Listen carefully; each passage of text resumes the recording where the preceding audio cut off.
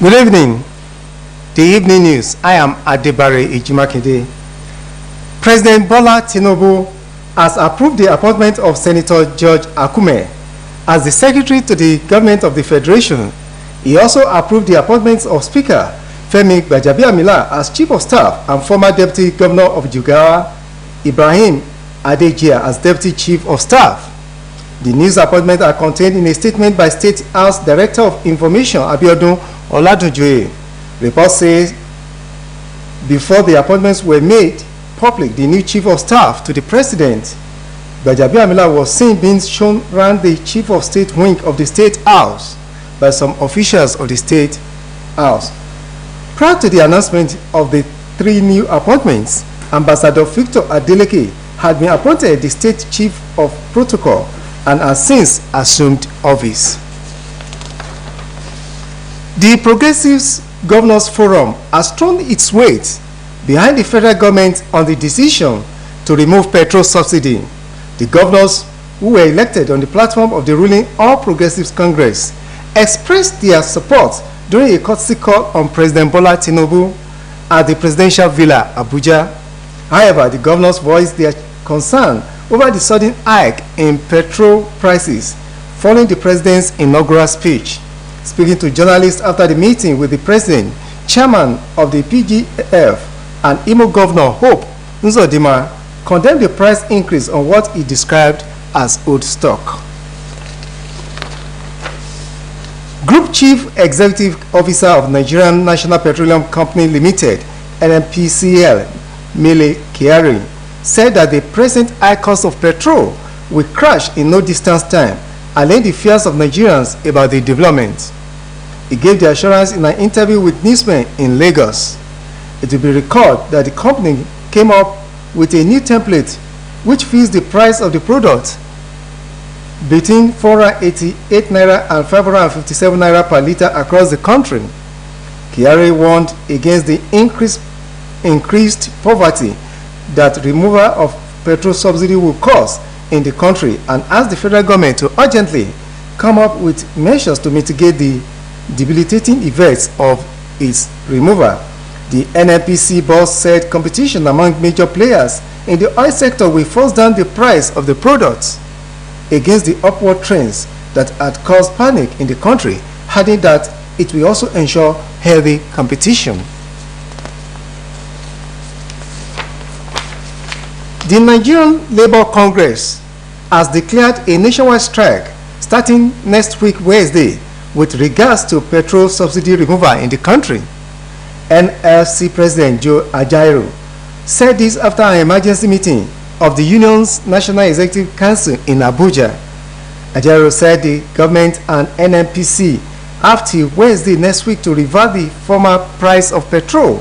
Failure of that will lead to indefinite protest by the union. The Independent National Electoral Commission has explained its objection to the admissibility of election materials tendered by petitioners before the Presidential Election Petition Court. INEC's lawyer Kemi Pihiro said although the documents were certified by the electoral umpire, it always raised objection where such documents were neither pleaded nor issues joined on them by parties. Pihiro made the clarification today while objecting to the admissibility of CTCS of election results sheets tendered before the court by lawyers to the Labour Party and its presidential candidate, Peter Obi. Pihiro promised to provide elaborate reasons for INEC's objection at the point of filing his final written address. Lawyers to other respondents in the petition, Yusuf Ali for President Bola Tinubu and Vice President Kashim Shettima, and Professor Dakas for the All Progressives Congress, also objected to the admissibility of the electoral documents forms EC8A tendered by TGR petitioners at the hearing. The Governorship Election Petition Tribunal sitting in Ibadan, the Oyo State capital, has upheld the re-election of Governor Seyi Makinde of the People's Democratic Party in the state as declared by the Independent National Electoral Commission. The governorship election, which was held on Saturday, March 18, indicated that Makinde polled a total of 563,617 votes to defeat his closest rival, Senator Teslim of the All Progressives Congress, who scored 251,230 votes. Chief Adebayo Adelabu of the Accord came a distant third, polling 38,757 votes, but Folarin and Adelabu did not file any petition against Makinde before the tribunal. The tribunal, in a unanimous ruling read by Justice Ejiron Emudayowo and supported by Justice Barakawali and I.S. Galadima, dismissed the petition filed by the AA governorship candidate Babatunde Ajala and awarded a cost of 600,000 naira against him, among other charges.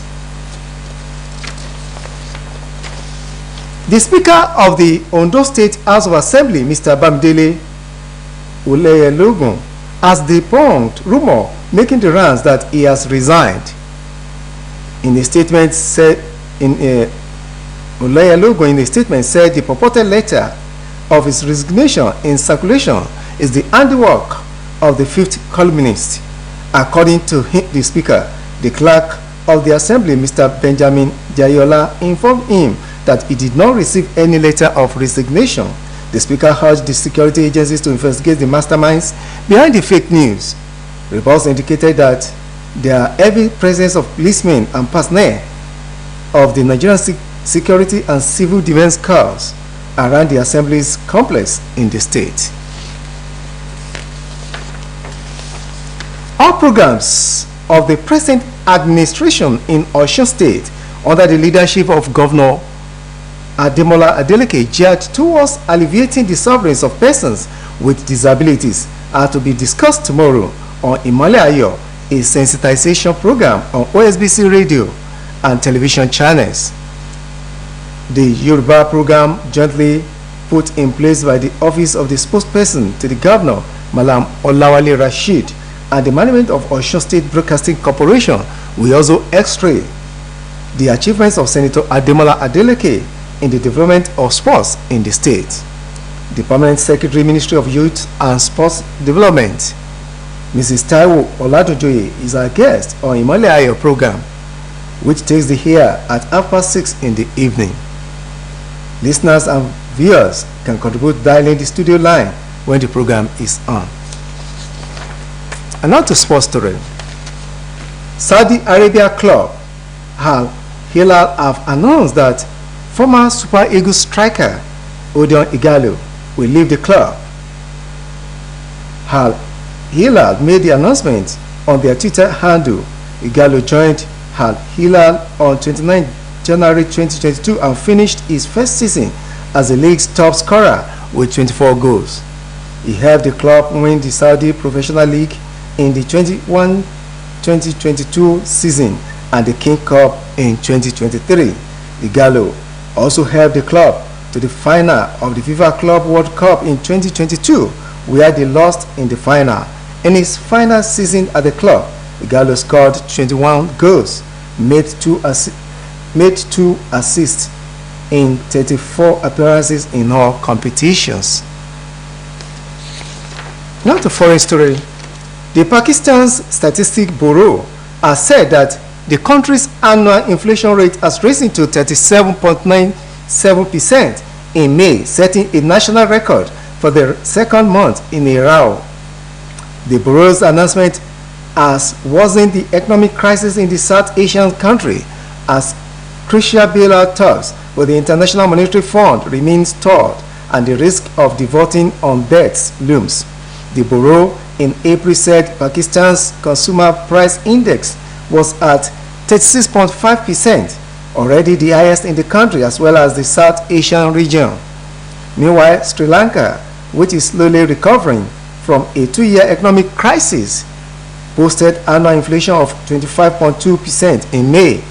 The Bureau said in a statement that Pakistan's month-on-month rise in May was 1.58%, adding that vegetables, pulses, wheat flour, rice, eggs, and chicken and other food items, as well as fuel and gas prices, caused the increase.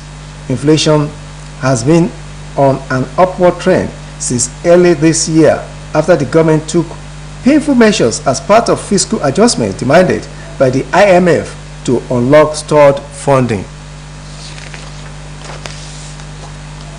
That ends the evening news on Osbc TV. Join us at 7 for the major reports. Thanks for watching.